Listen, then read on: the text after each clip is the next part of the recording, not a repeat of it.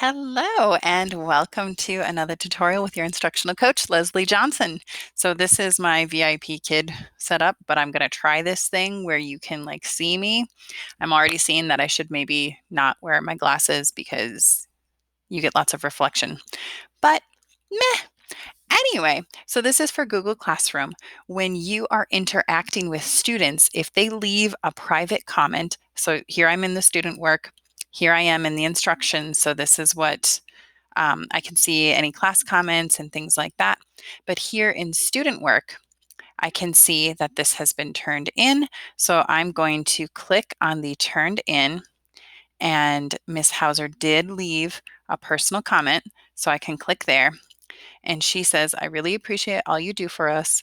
And I can click return. And here I can leave a private comment.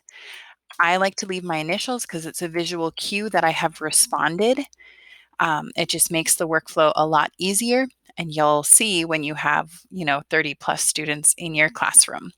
So once I've finished the comment, then I click return and it will return all of the assignments. In this case, it's just one particular student, but that's a way to engage with your learners. You can go one by one and just add my private comment here, so I can see the comment as I am responding.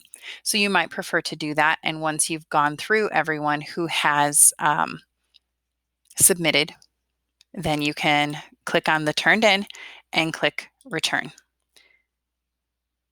All right, that's all. If you have any other questions or suggestions, please feel free to let me know. Thanks for watching.